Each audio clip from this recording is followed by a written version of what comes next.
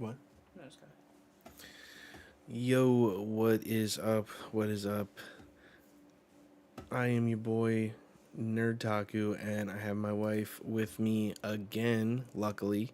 Um, and I am here with the latest and greatest chapter of One Piece. Actually, right now I don't. Um, so, hold on, let me get my camera straight. Oh, wrong way. And there we go. Perfect. All right. So, the chapter dropped, and I couldn't be more excited, to be honest. And I am just ready, super ready for this chapter because I've been dodging spoilers like crazy, and it's hard to tell what is spoilers and what is an April Fool's joke. So, what's crazy right now is I don't know which is which, but my wife is deep in spoiler communities all throughout fandoms. So she has delved into this one and she couldn't tell either what was real and what was not. So she knows spoilers. I do not. And so we're going to read the chapter and she is going to tell me what was part of the spoilers, what was not part of the spoilers, and we will discuss. So, do you have anything to say? Um, so I want to know if there's anything in this chapter that you're expecting or you don't really think will happen. People who will be there, people who won't. Like, what are you kind of sure about, or What am I? what are your I don't know predictions Okay. overall? So, first and foremost, my prediction, obviously, from the cliffhanger, is that Emu's going to pull up. But if I was a betting man, and if I know Oda the way I know Oda, Emu's pulling up at the very end of the chapter. And it's going to be a cliffhanger. He's not going to pull up and start swinging at the very beginning of the chapter. Okay. But I mean, obviously, Loki, Luffy are going to be in it for sure. Yeah. There were so far I've only gotten little glimpses that I've tried to dodge of what Emu may look like. A lot of people are trolling, obviously, like I said, with April Fool's stuff. So I don't know what is which. Like there was literally I've seen everything. Like I mean, like I saw someone use the dude from Naruto, Obito, and was like, practically the same dude is pulling up to Elbaf. So like I just don't know. It would be interesting if Dragon pulls up. I've been waiting for Dragon to move for fucking 25 years. So if he pulls up finally, that would be the craziest thing to ever happen. But as far as prediction goes, I mean, I think Emu's pulling up, but I don't know the way people have been glazed in this chapter. They're like saying that it's the greatest thing ever. So who knows? If for all I know, I mean, a Kainu shows up, you know, or the ghost of Whitebeard. So Yeah. Yeah. No. I don't know. So I mean, as for like I said, as far as prediction goes, it's definitely Loki, Luffy are going to be in it, and I think Emu pulls up, but it's going to be very interesting because I had money on Emu being a woman, and I don't know if that's true. I saw some people say online that it is. Some people said that it isn't. I even saw like a crazy one that said like had Makino, the girl from the first village where Luffy lived, was like she was Emu. So I don't know. That's All right. I don't have any good predictions for this one. Okay. But all right, yeah, if you're new here, please like, follow, subscribe, the whole nine, and we will be reading the chapter down here in the corner with my logo over it, so you can follow along, and I won't get copyright striked. So let's start out. I'll do the cover page, then I'll go 3, and then if you're feeling it, Yeah, you we'll can see. Go read ahead. 3. Yeah. Okay. So we have. Oh no, this is the wrong one. That's 1178. Okay, now we're on the right chapter. Okay, so One Piece, chapter 1179, Nerona Emu descends. All right. And then We have a cover request by Naoyama, wants to travel, and it says Ace, Otama, and Yamato taking boar piglets on a field trip to the wetlands. This is like a huge what if, because like when Ace was in Wano, he only met Yamato at Onigashima, and they never got a chance to interact with Otama together because Ace only saw her once. And it is actually kind of interesting because the Mountain Eater, no, not the Mountain Eater, that's Gaban. What was it? The Mountain God was what Odin killed, the big boar that was attacking the town because of the little piglets. And she's claiming to be Odin, and then you see the giant boar mom in the back. So, could be a cool little Easter egg to that. But I just want to get into this chapter. Oda's notes, probably something stupid. I'm happy that season 2 of Opla is being received well. I want children around the world to watch it too. That's cool. Okay, and it says, what's Emu planning? Starting out right away. Yeah, it seems like it. So we get what seems to be the 5 elders talking to Emu saying, "Great Emu, did I hear you correctly?" And then there's like 3 dots over Emu. Yo, this is kind of crazy. So I did hear it was going to start kind of like that. Really? Yeah. Okay. So spoilers said that it's going to start off gas. It says the Holy... They were going to be questioning him. And it says, the Holy Land Marie Joie Room of Authority. Surely you don't intend to actually visit Elbaf yourself. And that was, it looks like Warkery. And then Jupiter says, please reconsider for you to descend to the lower realm. And then Garling comes in, because now he's an elder. And it says, this is no time for idleness. How long can the Holy Land possibly be defended under these conditions? Which we heard, I want to say it was like 10, it was before the flashback, that the Holy Land was on fire, quote unquote. That means that like someone was attacking, which a lot of us think is either 1 Blackbeard or 2 Dragon and the Revolutionary Army, or both. Because we saw Lafitte was outside of Marie Joie reporting back to Blackbeard saying that the Revolutionary Army was destroying all the ships trying to bring food to the Holy Land after they destroyed their storage of all their food. So they're basically trying to starve out the Holy Land. So if they started the straight up attack, that would be interesting. Finally, I just want to see Dragon do something. So then we see, what's this guy's name again? Marcus Mars? Yeah. And he says, Garling. And then Garling says, Shamrock's return seems to have helped quell matters, but we were arrogant to think we could easily stop the lower realm dwellers from using starvation tactics against us. What good are leaders who can't even keep their own troops fed? That's new. Very interesting. And I wonder, like, because, like, we obviously know Shanks is like that. But we don't know if Shamrock is like that. We thought Garling was like that. But he got put by rocks real quick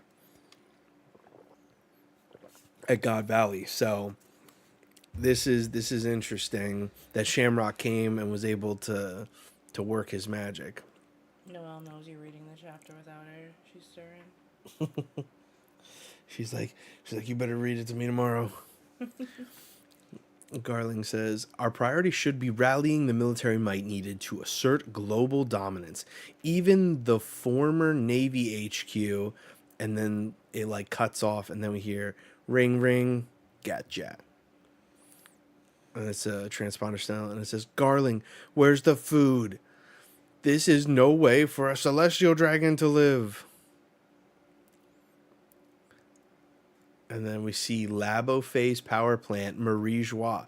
So York has now set up shop in the Holy Land, and has been given the status of celestial dragon.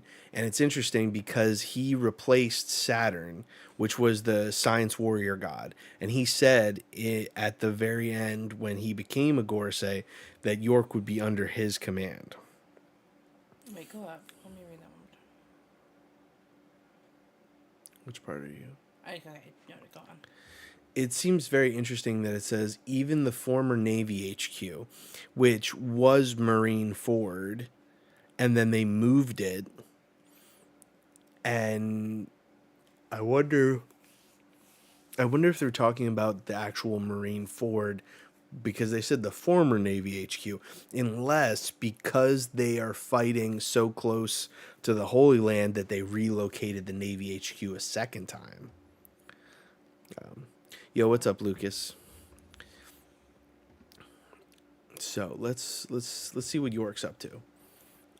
Garling says, I thought I told you, York. The Holy Land is currently facing a food shortage. Do you know one of the things that might break this deadlock? And he's like, the Mother Flame. If you truly wish to live like a celestial dragon, hurry and produce energy. And she's just kicking and screaming on the ground, saying, I'm hungry. So this is where I go, one, what the fuck? And then two, also, she, as a Vegapunk, should have all the knowledge of the previous Vegapunks because they all shared it in the Punk records. Literally, Vegapunk on Egghead had, like, vending machines that created food. Like, so she should, in a sense, be able to create that. Now, was that all being powered? Was everything on Egghead being powered by the Mother Flame? Maybe. And so maybe she just needs to actually get her shit in order before she's able to do something like that. But that's very interesting that she's not doing that good of a job.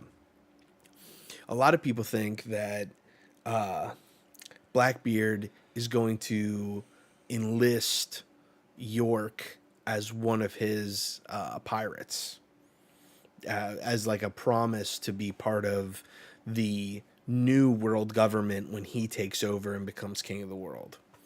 So, anyway, she says, this wasn't part of the deal. Who is this? It says, some might claim the original Vegapunk was aligned with this rebellion. And Garling says, consider this your penance. And just hangs up. Do you want to read it all? No, you can go. Okay. This is very interesting. I kind of like where this is going, especially because this whole idea, because like every time we've seen Marie Joie, we see this like smoke and ash and looks like broken stuff like right outside of Pangea Castle. So that means that something happened. There was some sort of crazy thing that took place. And a lot of people thought that at Egghead, what's her name?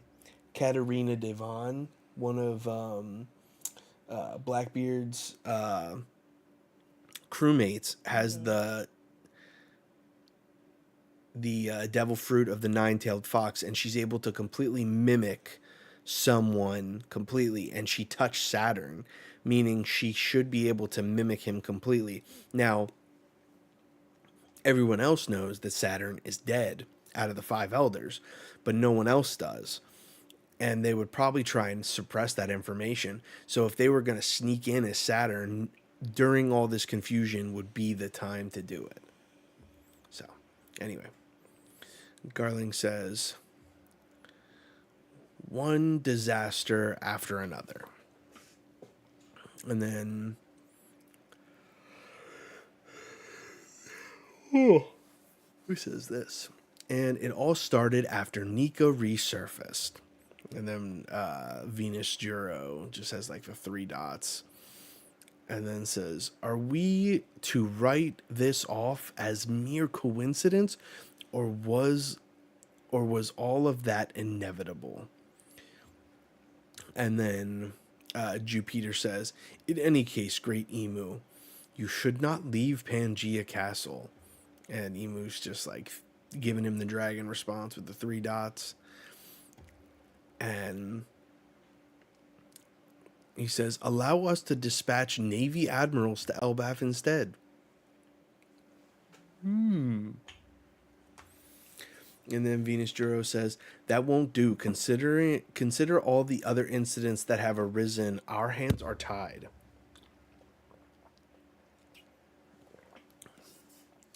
And Warkery says, "In that case, we must once again." And then Emu says, "Warkery, this is no mere coincidence.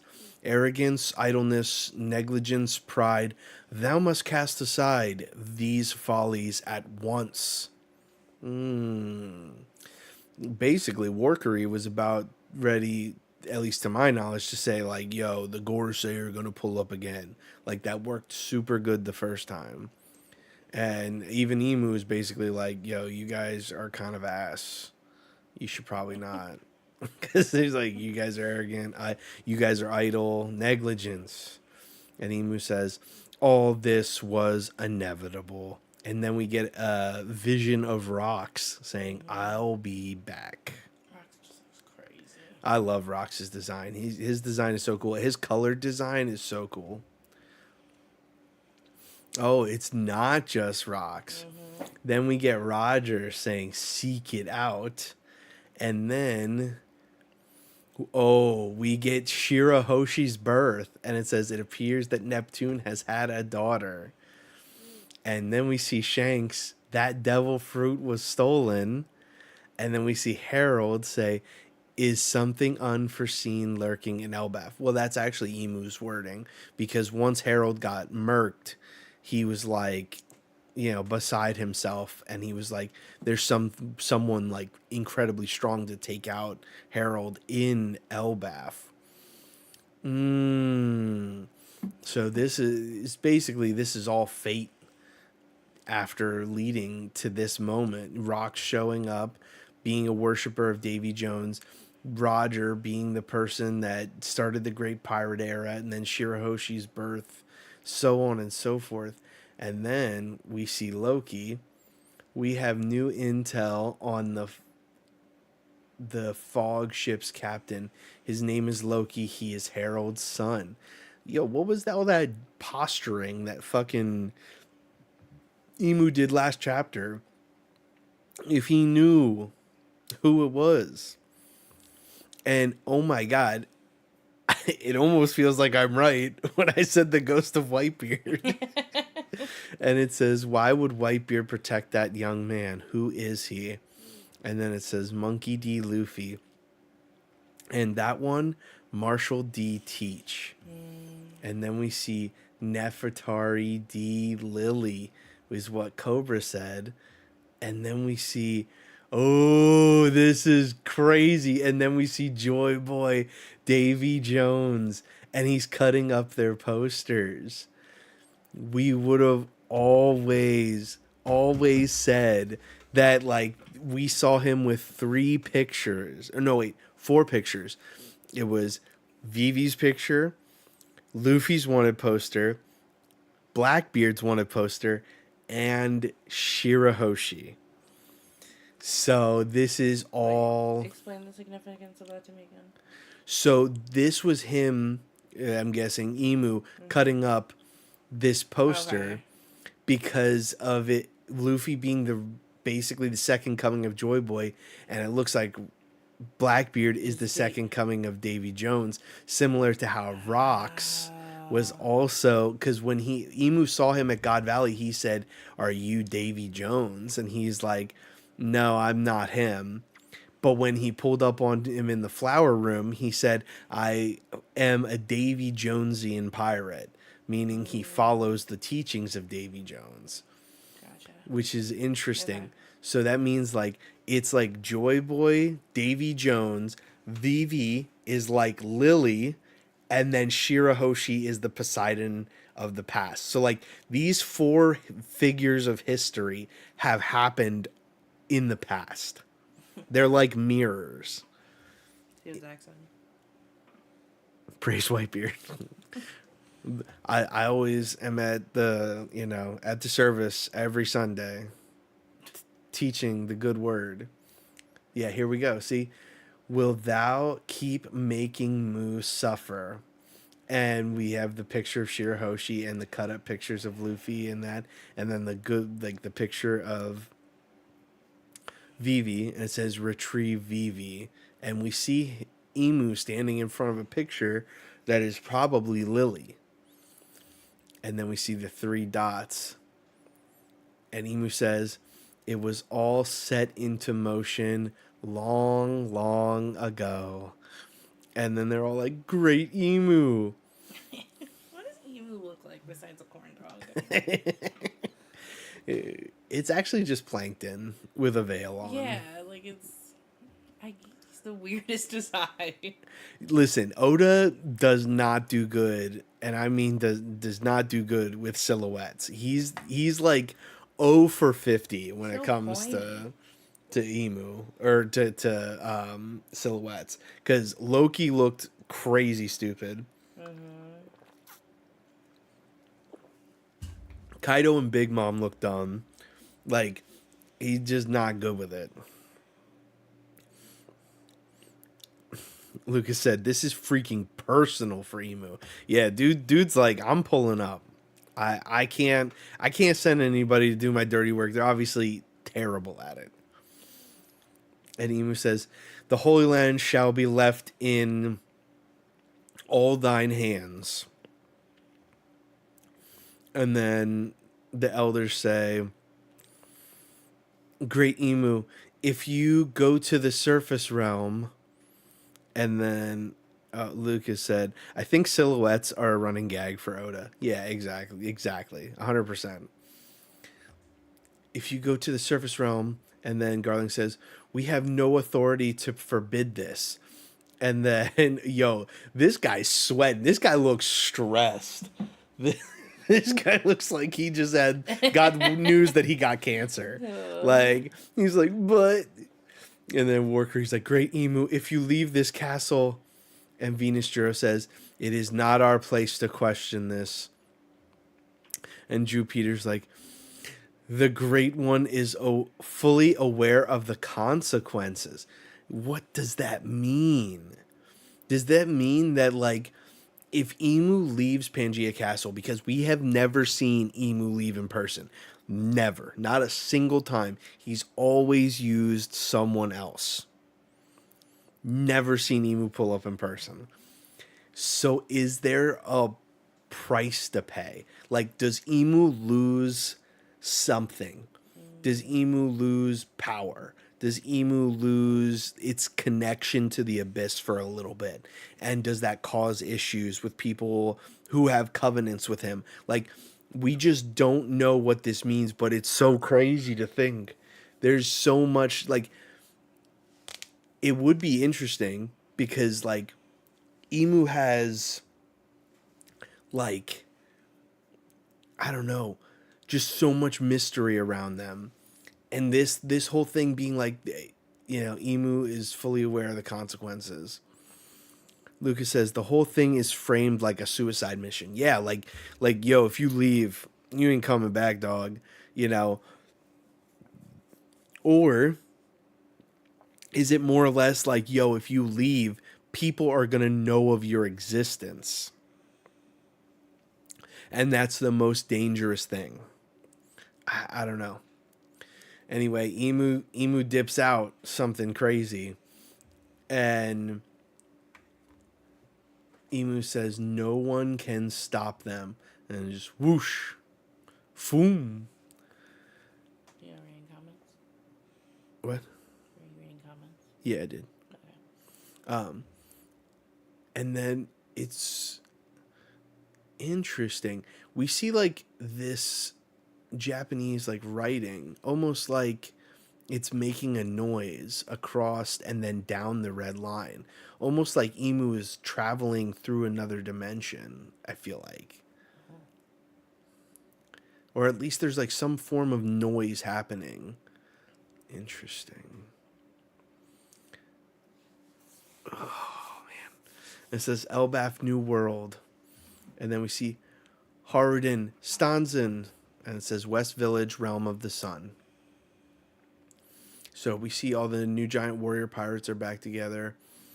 And it looks like Gerd says, check it out. One of the demons was trying to put himself back together again. So I... And then we see, gah, screw you. Don't you dare mess with me. And Harden's like, he's still alive in this state? And Gerd's like, look, it's like a magnet. Freaky. Like, because the body parts are pulling together. And she's just like pulling him apart. And he's like, you're the real freak. And he says, they called you Gerd. I'll remember that. I swear I'm going to give you a gruesome death. And then we hear, what is this guy's name? Fuck. Hold on. It's Stanzen, Gerd, Harden. I have no idea. Fuck, I forget this plump one's name. Anyway, he says, I think you should take a look at this too, Deshu. And it says thump, thump. And then we see Zoro sitting on his hand. Or no, someone is on his hand. Oh. And Zoro's like, And it says, a steel heart. And it says, I wonder, if I destroyed this, would he still be able to patch himself back up? And Summer's just like, gasp. Interesting. Because last chapter, we saw, like, there was, like, a mechanical looking heart. And then, like, he rolled himself back into it and then started to recover. So it's like he might have, like, a mechanical heart, which is weird because, like, if there are... It's almost like two different things. But it's not very different. Hold on. Let's think here a second. So this guy has a mechanical heart. Who would have the technology to do something like that? Probably like Vegapunk. But Vegapunk said that there was a place that had technology that surpassed his by so much, like, further in the future. But it was from the past. This is like ancient kingdom technology. And I wonder if, since Emu was around during that time, Emu's covenants and everything are like a form of, like, technology meets magic. Because, like, they're immortal, but through technology, but their body recovers like magic. It's sort of like, fuck, what is that movie? There was, like, maybe it was a movie, maybe it was an anime. Where it was like magic is just technology you haven't figured out yet. Is basically like what it was. So I wonder if this is similar to that. Anyway, I digress. I'll think about it. And it says, near Walrus School. Hang in there, Usopp, Brook. And then it looks like Jinbei and Frankie are dealing with Usopp and Brook. And Frankie says, all your bones are busted. Want me to turn you guys into cyborgs? And they're both like, no. And then Jinbei says, where's Chopper? And then Killingham is separated into 3 pieces and fucking strung up. And it says, I won't forgive your name, Sanji. And it says, you better remember mine. He's just smoking a cigarette. He's like, I already forgot. That's fucking hilarious.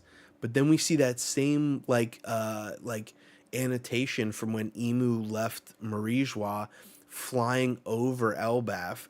And then it comes over past Gunko being frozen in the ice. And then we see Loki. And he sees the school. And he says, someone froze the school? And Lilith says, not quite. Its thermal energy was absorbed. And Loki's like, well, this was a bust. All the school's lunch supplies are rock solid and tasteless now. And Luffy's still trying to recover. And he's like, food. We should give some to Usopp and the others. And then Loki says, focus on getting yourself back to normal first. And it looks like Ratatoskr is also eating. And Luffy is still looking old. And he said, Loki, that person you froze earlier, are they dead?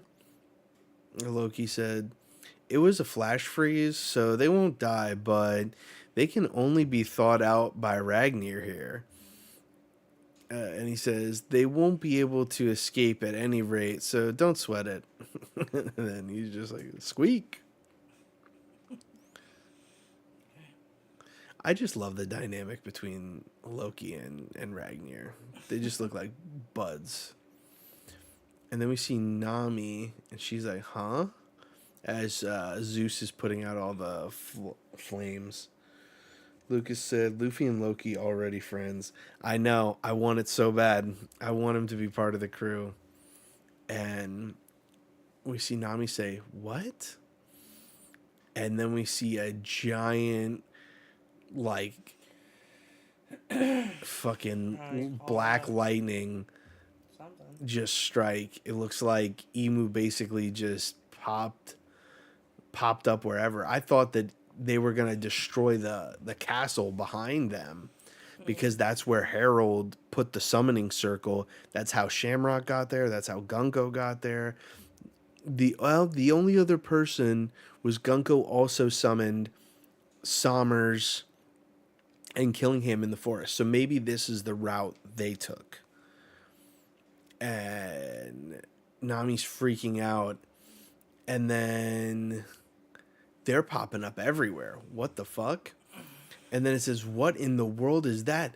That black smoke looks weird. It's not just one spot. It's not just one spot. They're popping up everywhere. Okay.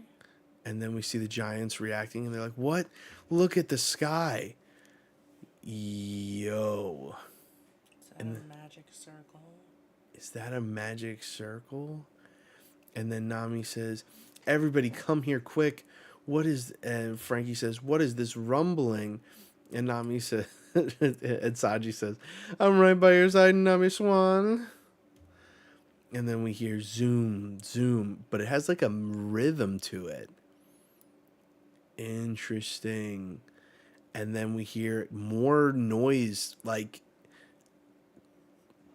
I wonder, this is going to sound stupid. It travels by music? Almost, but imagine, like, when Luffy transforms, he has the drums of liberation. What if Emu has something similar?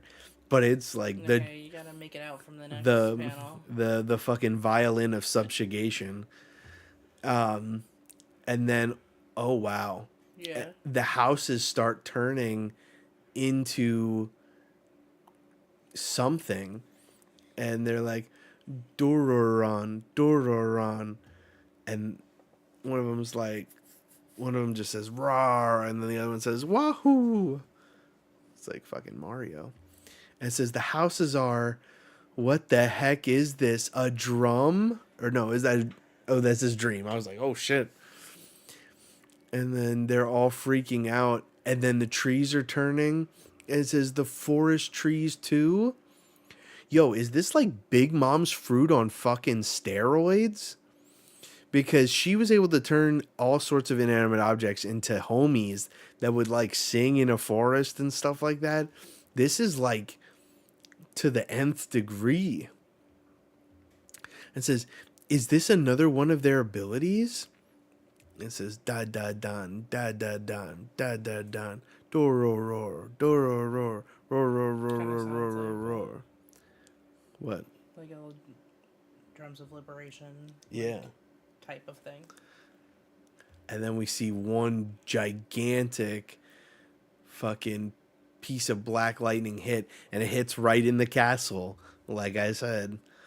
And then Conqueror's hockey just starts shooting out everywhere, and it all the kids are getting knocked out. Some of the adults, the giant warrior pirates, are reacting to it. And look at my goat Chopper saying, "That's Conqueror's hockey." The forest god noticed, and he's on top of Zoro's head. And then Loki's like, it's coming from the castle. And he's like, hey, isn't this the same hockey from before? And Luffy's still looking all raggedy. And it says, Oust Castle, interior throne room. And we hear, ugh, cough, cough, huff, huff, cough. And then, they spit up blood. Oh. And just splat. And they're like, huff, huff, huff, ugh. That was not an easy. Oh, what the fuck? And then something starts going out of Emu's back, kind of looking like some wings. And it's like, bzz, bzz. Interesting. And they're like, ah.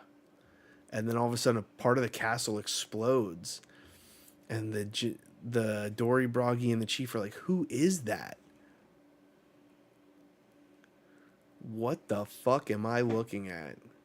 Hold on. Let me wait one moment here. This is crazy one. And it's just like the most insane shit is happening on the right-hand panel. And all the buildings and trees are laughing. And Killingham says, the Great One. And Summer says, don't tell me he came here in person. And then on top of the castle, it says, look, there's someone on the castle spire. And it says, world government creator, one of the first 20 ability devil's fruit. King of the world, Saint Nerona Emu.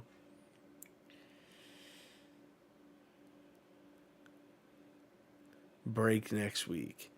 And it says, Akuma, devil, is written here entirely in katakana, whereas it's typically written with the kanji for normal devil fruits. So it's just the devil fruit, basically. And it says, he descends. Yo, why does Emu look so fucking awesome? One. But, hold on. This is absolutely banana land.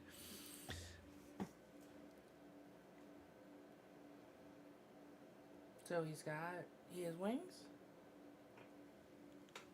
You don't see them. But it looks like wings were coming out of the back. And Emu looks like he's every race.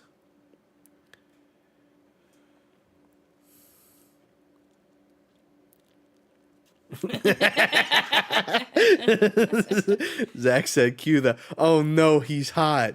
Dude, he's fucking ridiculously drop dead gorgeous. The dude's got like a fucking Renengan. Like the swirly eyes. He's got horns like an Oni or more like an ancient giant, but yet they come up to like a curve. He's got one of what I'd imagine is the coolest fucking weapons I've ever seen, but also low-key, it might be a devil fruit itself because it's got the fucking thing on it. And where he would have the awakened like Hagoromo scarf like Luffy does with like the Gear 5 like cloak thing, his is like, it looks like it's got like 50 eyes on it. Yo, this guy is insane. Zach said, absolutely crazy. Elbaf has had the three biggest reveals in the series: Loki, Rocks, and now Emu. Yeah, dude. Like when Oda was like, "Yo, now I can write the One Piece." Like this is no joke.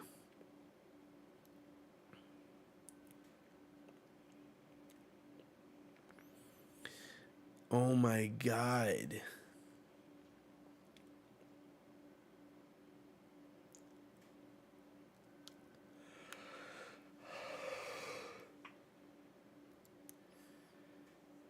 So I saw. And this may not be his final form. What's up? I was gonna say I saw like this image in the spoilers, Yeah. but I also saw so many others that I like look similar that I'm like, I think people are just doing a lot of fan art. Yeah. Because I'm I like, I thought I saw so much more, but I'm like, I guess I didn't. I saw other stuff too. I saw Yeah. like I thought that this moment after he like coughed up and he was like changing, I thought we were going to see him in the throne room because that's what I saw. The one thing that I saw was like him in the throne room, but like he's fully out there, yo. He's fucking outside. And I love this. I love this so much. You know what this reminds me of? You know what this reminds me of? What? This reminds me of One Piece Film Red because literally all of the music and like the connotations of everything, and when Tot Musica showed up, it was kind of similar to this like summoning that is happening. And I also love that it's affecting the surroundings like this, like an awakened Zoan or an awakened Devil Fruit does. But holy shit. Yo, I did not have the fucking an emu reveal on my bingo card. Yo, why does this dude look like every race? He looks like he is fucking Lunarian Yeah, with people are saying that everywhere. like the dark skin and like and then he also looks like an ancient giant. He has the horns, or like an Oni. He looks kind of like Yamato a little bit, like the way his horns are, and like all of the like markings on his body are very interesting. Zach said, now I'm seeing a lot of people calling for Dragon to pull up, especially if it's revealed he has the serpent fruit. Dude, I'll tell you what, Dragon has nothing for this man. Dragon ain't got shit for this man. Dragon is an emu victim. Hold on. There's just so much on Twitter right now about it. Yeah. I don't totally understand that. But. Oh yeah, this is an emu's final form because in the actual like It's kind of what was Maddie said that. Not the final form. no, that was yeah, it was Maddie. Um and Lucas said he could have three eyes under that hair. Yeah, he could. He very well could have three eyes under that hair. Interesting. When I just go to my Twitter, like all the different designs I've seen, I'm crazy. Hold on. Like this is all. So I didn't see that one. No. I saw this one. I saw that one too. That was the one I saw probably the most. Yeah. And we didn't. That's not real. No, I guess it's crazy. Not. I'm telling you, the spoiler community. That one, somebody like almost finished it. You know what I Yeah. mean? Yeah. See, people are saying like Lunarian, Ancient Giant, or like Oni. There was one that I saw. I wonder if it's on here.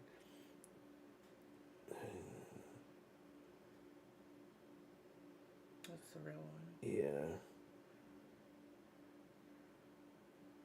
There's just so much. People are fucking going in coloring this dude. Yo, straight up, OP fucking OP 20 emu manga. I'm calling it. and it's gonna be just this panel just glazed up after what I'd imagine the next like 3 chapters are just gonna be him dog walking Loki and Luffy. Guaranteed. Zach says, can't wait for BB to pull up and take that shit from Emu. Well, then we'll get white hair, hot Blackbeard. Read these two. Lucas said, we haven't seen Emu's form when he was facing Sabo and Marijua, so this might be a hybrid form. Yeah, most definitely. And it says in chapter 1179, we see Emu appear in his true form, which looks awakened, especially with his Hagoromo and the ability to transfer his power onto the environment. His cloak has the same Holy Knight seal seen on Harold and on Killingham when he was summoned to Elbaf. Yes. I was actually going to point that out. I was going to say, because his like cloak thing that he's wearing does have the emblem on it for the Covenant. So this dude just has the fucking sickest design. Also, if you look, I feel like I'm zooming in and this isn't getting any bigger. Is that? Yeah, try again. I guess it is. No, not really. I mean, it still feels like the same size. What's so crazy to me is it has these 3 skulls on his tail thing, and those skulls look like the same one that's on Ors Jr. Where was that? Oh, I researched. Oh. Yeah. Do you want me to go back to that? I can probably pull it up on here. Okay. So if you look up Ors Jr. Ors Jr. right here, boom, has 3 skulls around his neck. 1. And if you look up regular Ors, look, he has 3 skulls right here on his fucking... yeah, that's interesting. Yeah, and then boom, this dude's got 3 skulls right there. Hold on.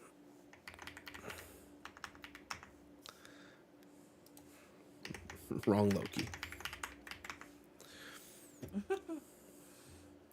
If we look as well,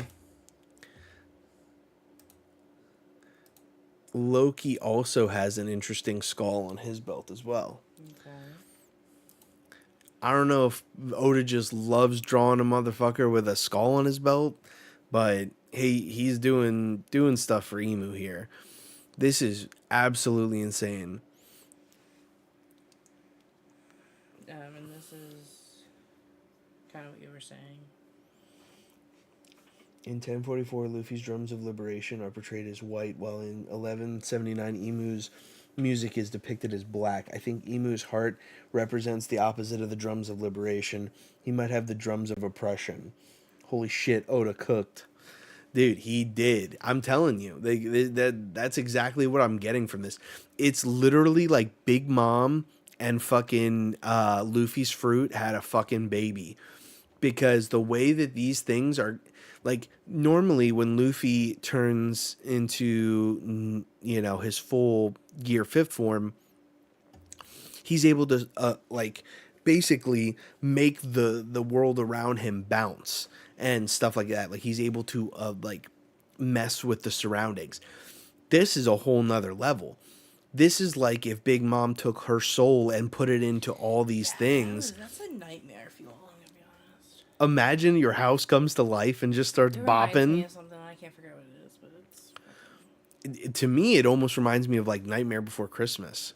Maybe, yeah. Like everything's like tainted and just like twisted, and like they're all singing, and like that's why this is like low key, like 5 devil fruits like mixed into one. It's like the opposite of Luffy's fruit. It's like Big Mom's fruit. It's like Uta's fruit with the way that it can summon Tot Musica. Like, this is so crazy. I'm just... But the thing that's interesting about this is when this dude pulls up, he immediately spits blood and then starts like to change form. So like there's a part of me, and even here he's like wiping the blood from his face. So like how much power can this guy put out Yeah. before he fucking is at his limit? Because like we've seen Loki and Luffy hit their limits, but like what is this guy's limit? And I think the real question on everyone's mind is how fucking strong is this guy? Because it's been the thought that's on my mind this whole time. Is this guy gonna literally dog walk everybody here and make them look stupid? Like, and to me, what's happening here is because the Elbaf, like, Elbaf is so heavily inspired by like Norse mythology. Obviously, you have Loki, you have like all these different things, you have like the Sun Realm and all these different things, you know. If this person looks like they're bringing about Ragnarok, which is like the end of the world in Norse mythology.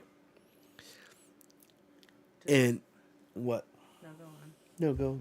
I would say his horns. Do they look like anybody's? They look like Yamato's. Yeah. Yeah. The way they curve and stuff like that. Like obviously we need to see like what this person looks like, but like the way they kind of like curve up. Yeah. Here, hold on. Actually, this is like probably the best picture because the way it curves like up and then Yeah. Yeah. like it's got like a different type of thing, but the way they're coming out of his Kinda like- forehead, they're it's like different. Loki's. Like Loki's. You see how Yeah. like Loki's come right out of his forehead, Yamato's come out the side. Yeah, you see, What does Kaido's do? Kaido's comes out the side.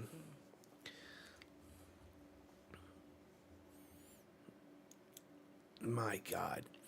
Yo, oh my God, I'd pay so much money to see fucking Kaido fight Emu. Holy shit, I'd pay so much money. I would, because it would be so crazy. Because I think Kaido and Shanks are like the two top people in the verse as of right this moment. To see one of them fight Emu would make me the happiest person alive. Oh, the spoiler I saw that obviously didn't happen. Where I was like, it was an early spoiler, so it made me think it wasn't, and I hadn't seen since. Was that at the end, like Shanks is coming? That's what I was like excited, but this is still really cool. This is so cool. Emu looks amazing. What's really interesting as well, and maybe this is just me like, you know, putting two and two together, the stuff on his hands, this type of like eye and stuff like that, as well as the eyes on his like Hagoromo scarf and things like that, are very interesting because they low-key, they look Egyptian. Yeah, They look like Egyptian in like origin. And I see that. to me, the Egyptian, if I think Egyptian in One Piece, I think Nefertari. So this dude is literally just like an amalgamation of everything. Yeah. He just looks so fucking cool. Even his hair is Gear 5 like. Yeah. It's got like these waves and spirals in it, and that makes sense because devil fruits, his ability is devil fruit. Yeah, that's interesting. Like What does that mean about him? I don't know. Like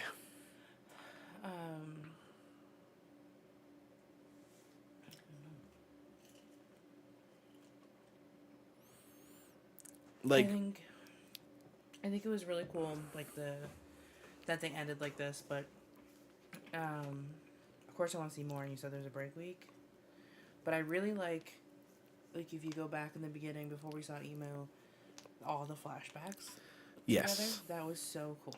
Yes. Yeah. I mean, this chapter, it might be one of them ones. And like, I don't put a lot on, when it comes to that stuff. Oh, we got Flynn Tragus. Emu looks bigger than Kaido, big enough to be spotted on a giant roof. Different translation called it the Akuma no Mi. Yeah, they said that at the bottom of the translation was like Akuma Devil is written entirely in katakana, whereas the typical written with kanji for normal devil fruits. Mm, Yeah, emu must be pretty big. I mean, I would say probably comparable to I have no idea. a giant. Go back to him. Well, so like this is a giant's castle. Oh, okay. So That's true. when they blow this part up and Emu is sitting on the top of this, everyone Yeah. can spot Emu and we can kind of see they're at the tip of it and they're floating above it. So like Emu has to be decently sized. I'd imagine Mm-hmm. he's probably the size of a normal giant, Fair. but that's a good call out. Um but yeah, okay. So I like to go back through and then look at the chapter one more time and then kind of like point out the things that I really liked about it and then give my rating at the end. So, cover story, interesting, but not really anything crazy because there's really nothing going on. Otis notes kind of crazy. Okay, so this whole thing of Emu basically being like, yo, I'm gonna go fucking do this, and all the Gorosei kind of like arguing, but kind of also giving us a status of like what is happening is interesting. It kind of like we were so used to getting everything that's going on in Elbaf, and we haven't seen what is happening in the world. So that's always one of my favorite things is when we see other things that are happening in the world while our current situation is happening. Mm-hmm. So really like that. I also like this little tie-in with York and them being like, "Yo, get the fucking mother flame up and running so we can have power, and then I'll get you some food." And then them talking basically about fate, yeah, because all this started happening after Nika resurfaced.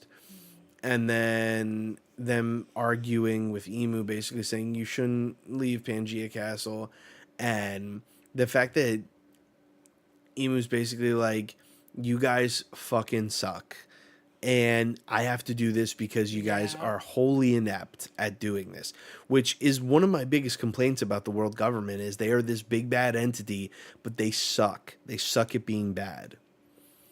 They do. And then Emu was like, this was all inevitable, and just going, like you said, going through all of these moments of like Rocks, Roger, Shirahoshi's birth, Yeah. Shanks stealing the devil fruit, Harold being packed up, Loki being the one to do it, Whitebeard dying and saving Luffy and, claiming the One Piece is real and reigniting the pirate era. Yeah. Blackbeard rise to power. Then this whole thing with Nefertari Cobra coming to the Pangea Castle and talking about Lily. And then also cut it, like feeling that this moment that we're finally getting vindication from like fucking, Yeah. I want to say 400 chapters ago of him cutting up their posters and us wondering why. And it's because he sees Luffy as Joy Boy and fucking Blackbeard as Davy Jones. Just Just in general, the spoilers sucked. really, There were a few things, but like people were just probably stroking at the emu so hard. They were probably like, a lot of that's all that matters. yeah, because I don't remember any of this, and uh, or like even like I mean I took screenshots of the spoilers I saw, so But I have to go back and see if they talked about the Davy Jones thing because I don't remember seeing that. That feels like a big deal. It is a big deal. A lot of people, so some people have been like, yo, Blackbeard and Luffy are going to team up to kill Emu or fight Emu. And a lot of people are against it. So many people are. I'm not really against it. I don't really have my like fucking chips in any camp when it comes to that. But this moment feels like foreshadowing for them teaming up to me. Yeah. And I wonder if what has happened in the past. All right, so we know the 20 kingdoms came together to stop the ancient kingdom. We know that Davy Jones was a prior king. We don't know of what kingdom or anything like that. And we know Joy Boy was the first pirate that was originally from the ancient kingdom. So if I'm a betting man, I would say that Davy Jones might have been the king of the ancient kingdom, and Joy Boy was the first pirate that left that kingdom to see the world. It's possible. So, if that's what I'm thinking, then that means the 20 kingdoms tried to take down the ancient kingdom, and probably Joy Boy and Davy Jones teamed up to stop Emu. But maybe there was some sort of betrayal. Maybe there was some sort of issue where the ancient kingdom got, piped down for some reason, and it had something to do with maybe Lily, and that's why she ended up sending the poneglyphs out to tell the story of the ancient kingdom and Joy Boy to actually like make sure that people didn't get, you know, screwed over like that, or to show the future. Hey, once all those ducks are in a row, like the ancient kingdom will rise again, type, type thing where this is all just the past needing to be told so that the future doesn't repeat it. John D. Water says, "Are you Nerdtaku from Topped?" I am. I am. But no, this seems like a very interesting revelation here. I still want to know what Emu has to do with Lily. It's going to be very interesting. And then this whole situation with Emu basically being like, yo, this was all set in motion so long ago. And my favorite part of this whole section is the way that Marcus Mars looks so stressed. He looks like he just got news that his girl's late, and like the rest of them all have the same like calm demeanor that they normally have. The only difference is like Jupiter has like shade over his eyes. Everyone else looks normal, but Marcus Mars is like, but and like just has like the most stressed face I've ever seen. Yeah. They all are super calm, collected. This guy's like, how could it be? I really like this moment. Again, I feel like this has to mean something. It has to mean like music or some sort of sound effect that is happening as Emu travels away from Pangea Castle. And then once we get back to Elbaf and we see about this dude having a steel heart, and then Zoro being like, if I destroy this, would he still be able to patch himself up? It kind of makes me wonder, like, because Gabon was saying that you have to use your Conqueror's Haki in a very specific way to make sure that the God's Knights don't regenerate fast. So if you use your Conqueror's Haki while attacking them, can you basically stop them from regenerating around this steel heart and then destroy it? Because, like I said, I feel like the steel heart is almost like a mix between magic and technology. So, very interested Yeah. to see where that comes from.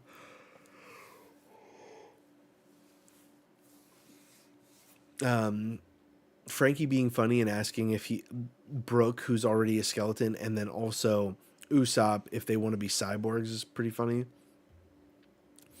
Sanji being such an absolute man, man, forget that heart. Cyborg Usopp. Listen, he needs something. This whole Killingham thing, Sanji just absolutely dog walking this man, and then stringing him up like a pinata will never not be funny to me. And the fact that he's like, "I'll never forget your name," and Sanji's like, "I already forgot yours," is super great. Loki and Luffy and Ragnir's whole interaction is great. I also like this moment where, because this to me feels like foreshadowing. Loki says something interesting. It was a flash freeze, so they won't die, but they can only be thawed out by Ragnir here. This is two things. Two things can be true about this. One, that means Gunko can't get out. But if I'm a betting man, Emu can get Gunko out of there. That's what I think this is setting up. He's saying that this is the rule, and then Emu is going to break that rule. The second thing is Rock said that he needed Harold, and he needed Harold to eat that devil fruit that he was guarding, being the Nidog fruit. Yeah. The other piece of that was Rock said that he needed to go to a place where the giants were frozen, the Galala giants were frozen. And we know where that is. It was in Punk Hazard. They were frozen solid. This means that Loki with Ragnir can go to Punk Hazard and thaw those giants out with Ragnir. So this is foreshadowing the possibility that this may be something that happens. And it may be something that happens in the not too distant future. And those Galala giants are the ones that build Pluton for the Straw Hats. Or could be that they build it for someone else. Maybe Blackbeard, maybe someone else. Like, but more than likely it would be from the Straw Hats, because I still believe that Blackbeard is going to knock the walls down of Wano and take Pluton from Wano. But this is all foreshadowing that moment of Loki being the one to bring the Galala giants back. Nami being the first one to notice Emu showing up is interesting, because we always know that Nami is the person that notices the weather first. So I wonder if that has anything to do with Emu showing up. Like, she got like her sixth sense type shit from Emu possibly like showing up beforehand. Just food for thought. And then just Emu showing up, changing the landscape completely, and like the fact that all the houses were turning like they were homies with Big Mom, and then just like the noise and the music, Yeah, it's crazy. just everything. And the funniest thing is, we've only ever seen mainly seen people who have Conqueror's hockey notice Conqueror's hockey. Chopper. And Chopper was the one who pointed it out this time. I'm not saying it's happening. I'm just saying. I'm just saying I still think he's the Forest God, which could also be a part of this. And it just knocking out everyone. Somebody asked what race you think Emo is. All of them. All the races. You know what? You need to be all the races to hate all the races.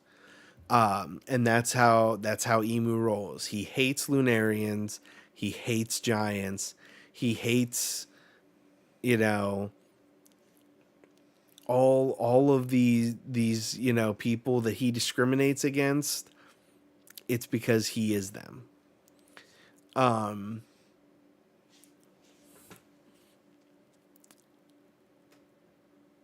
and just like Emu showing up, spitting up blood is interesting because the what the Gorosei said, and then the transformation into what is the hottest villain in One Piece so far. King has now been dethroned as the hottest dark skinned person in One Piece. And Flytree just said Emu arriving is reminiscent of Luffy's awakening. 100%. Like I said, the fact that it's like musically like drums of oppression type shit, drums of subjugation, Mm-hmm. is very interesting. When did we first see Emu ever? The first time we ever saw Emu 'Cause, was, I think it was like during the Reverie. Yeah. Like, I'm pretty sure it was during the Reverie is when we saw Emu for the first time. okay, yeah. It says Reverie arc in chapter 906 of the manga. Yeah. Like, that's crazy. It's been when did chapter 906 come out? Chapter 906 probably came out, I want to say, 2019? That's crazy. Or pretty close to it. Are you looking it up? June 4th, 2018. 2018. I was close. That's crazy. Because I obviously wasn't caught up until recently. So Yeah. I didn't really know the timeline. This is just absolutely bonkers. I love Emu's design. It's super cool. Everyone and their mom is gonna be dressed up as Emu come, the next Comic-Con or some shit like that. You gotta see it colored, right? Yeah, Because, like, is that white hair? I think so. Which again is fucking Lunarian. Is this dark skin, white hair. The only thing we can't really see is if there's wings and flames, but it looks like wings are coming out of Emu's back right here. So you'd imagine that he has wings and flames, but they could be tucked.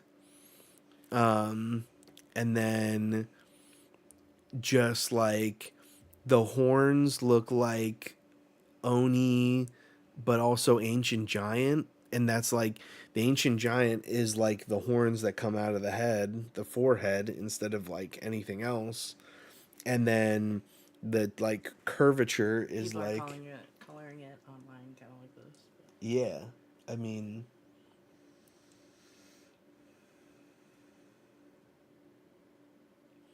they have to give Emu red eyes. I don't know why anybody's given Emu any other color than red eyes.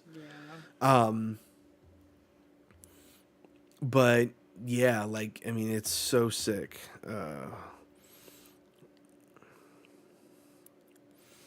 John D. Waters said, or Flint Ray just said that ogre. Oh, ogre, like a new race, like an ancient race. That'd be interesting. John D. Waters says Luffy's devil fruit forced him to use his conqueror's hockey. Maybe Chopper's devil fruit doing the same thing, or some form of it. And then we hear John D. Water. That's a good idea considering the Rumble Ball mimics an awakening. Perhaps Chopper's finally awakening. Flint Rager said, I would prefer its red skin for a theory I had, but I'm fine with him being Lunarian. I'm ready to see his color spread. Yeah. 100%. He very much is. And then John D. Waters says, he's like a chimera of all races. Yeah, like he looks like it. And I swear, if like they move that hair and there's a third eye under it, I'm gonna lose my shit.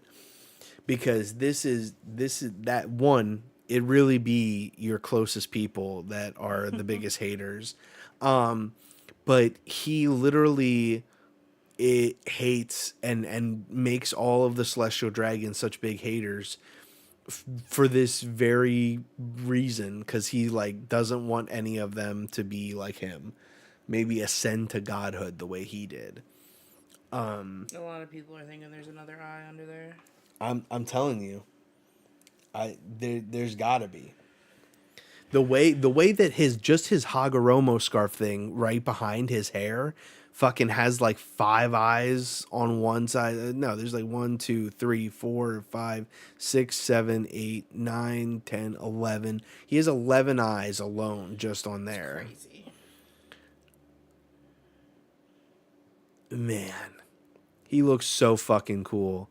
Oda really was like, yo, I'm gonna make the hottest villain I can possibly do it.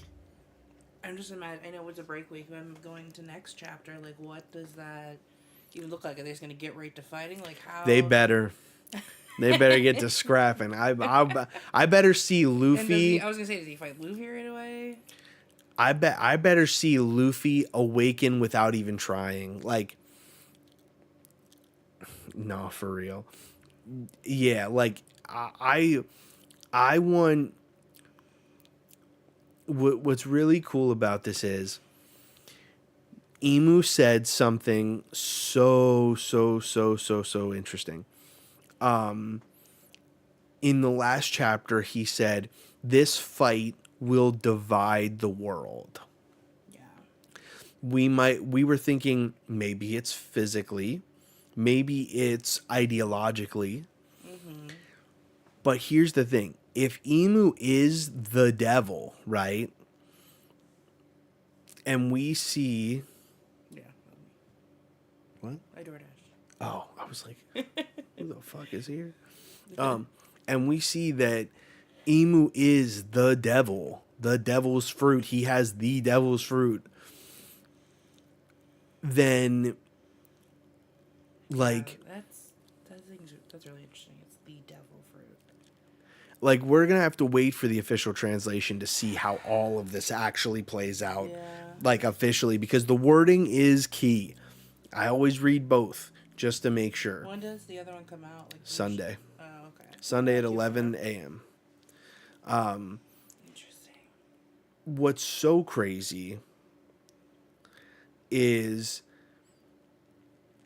Yeah. So will he be red? maybe, I mean, he had those red eyes. So Yeah. if he's being depicted as the devil, like they said. yeah. There's Just a like red tale. with like the white hair. I don't know. There's a tale of the red and blue ogre, which is what Emu called Dory and Broggy.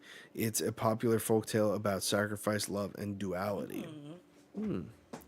One thing that I really am excited for is, well, oh, back to what I was saying. Holy shit. So Emu said that this would divide the world. Right now, we know the Nidog fruit might be a god fruit in a sense because it's depicted in the mural. We know the names of other devil fruits like that are gods. We have the sun god Nika, and then we know there's a forest god, which I believe to be Chopper, and then the rain god, and then the earth god.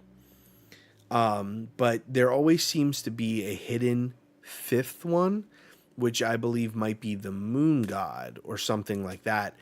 And what's interesting is if he does look Lunarian, to me, it would almost seem like Emu's the moon god. And that would be interesting as well because of obviously this, what's the opposite of the sun is the moon. And then if Chopper is the forest god and the Nidog fruit is the earth god and maybe Dragon is the rain god, like there's so much thought there. But there's a possibility that all gods are going to clash on Elbaf. And it reminded me of something that Gabon said. Something really, like, in the very beginning when he first meets Luffy, after he, like, punks him with the key to let Loki out. He said, if Elbaf is still standing when the time after the events that are happening, come find me. And so it's like, to me, Emu showing up and all of the chaos that is about to ensue makes me feel like Elbaf will not be standing.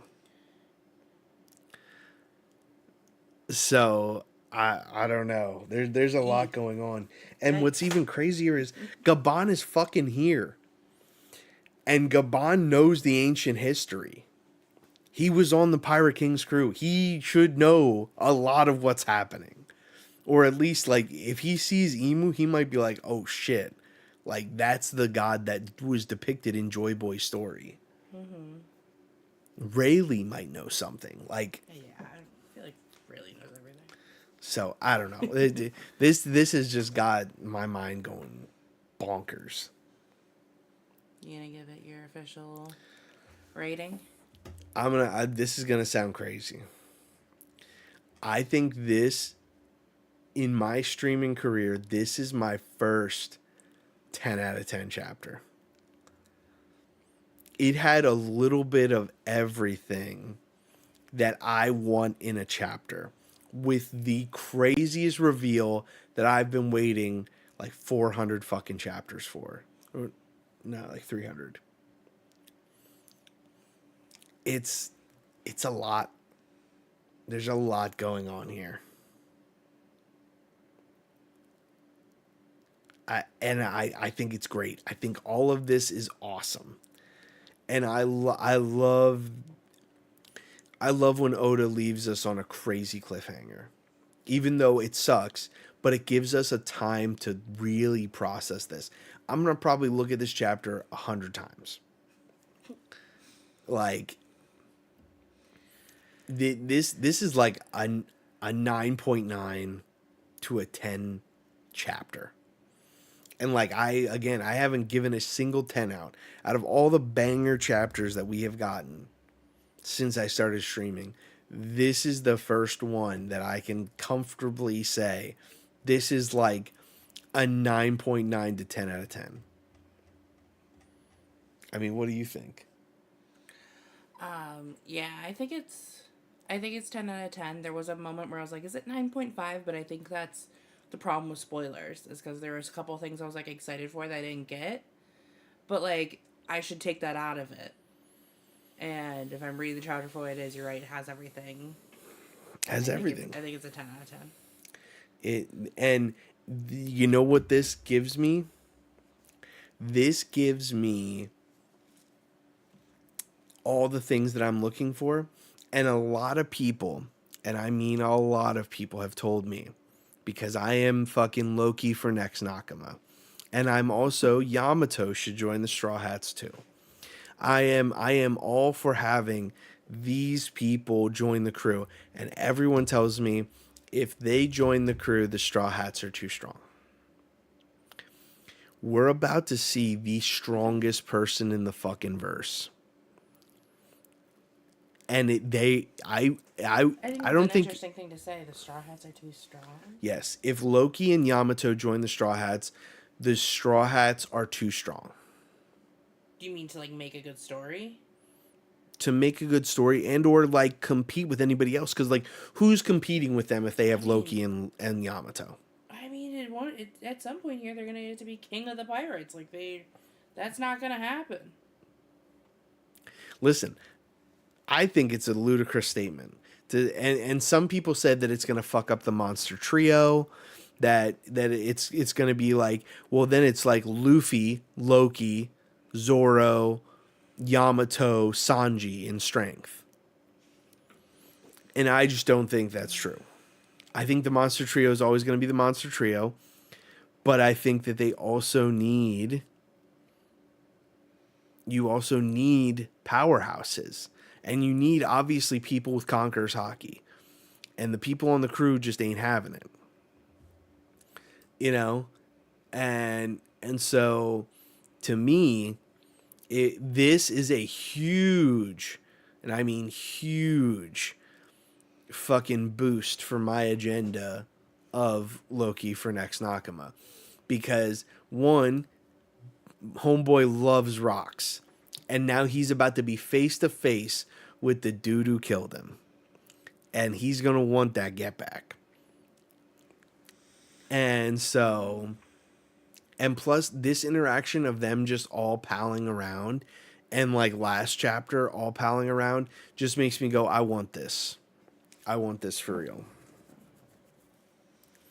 But yeah, this is ideally this is a 10 out of 10. Had everything for me. So much lore, so much interesting food for thought, and just like the biggest reveal of the fucking century.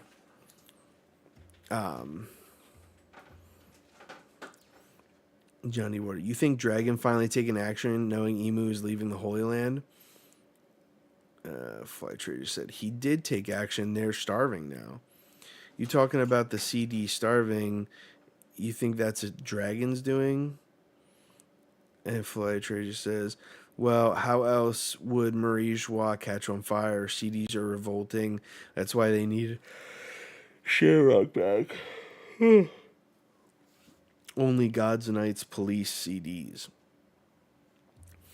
I mean, I think it's a good assumption if Dragon is the one doing it, but I also think there's an avenue where it's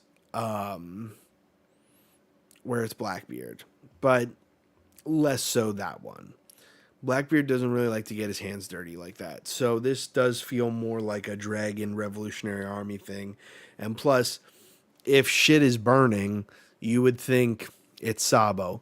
But if it was Sabo, then you would think that Emu would be like, yo, I need to go kill that guy. He knows my secret.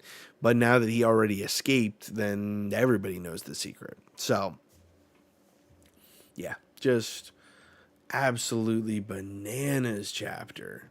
So much good shit. So much good shit. I can't wait to see other people's reactions. This is a chapter. I was just about to say Blackbeard. Yeah, I mean it could be Blackbeard. There's no denying that Blackbeard is that type of grimy to starve somebody out. But at the same time, Blackbeard may be looking to capitalize on the fact that that's happening and then be the one to come in to save the CDs to make Pirate Island an official island so he can be part of the Reverie and so on and so forth and be a king. So that way he can go for that title. So, I don't know. All I know is this is a fucking chapter. This is an amazing chapter. This chapter, like, Blackbeard and Lafitte to hypnotize the CDs into revolting. I don't think Blackbeard and Lafitte need to hypnotize the CDs into revolting. They think they're above everyone else and they're being starved when they're used to eating lobster and shit. Like, you know, I think they're revolting purely based on selfish motivation because that's who they are. But yeah. Amazing chapter. 10 out of 10. This is what I want from my chapters. This is what I need from my chapters. This is insane. I cannot wait to read the official translations, but it is getting late, and I appreciate you guys for, you know, being here through this whole thing, because what a doozy. Thank you guys so much. Please make sure to like the video, subscribe if you haven't, and, you know, stay tuned because 1180 is guaranteed to go just as crazy, I feel like, because we're going to have so much shit that is about to go down. So, yeah, thank you guys so much as always. Thank you, Flytragus, John D. Water, Lucas, Zach, Maddie. Thank you guys so much for coming in. How you are putting it sound more like Blackbeard would do. Maybe. He's grimy, but I don't know. I don't, and you know, starving people is kind of, you know, kind of a grimy thing to do.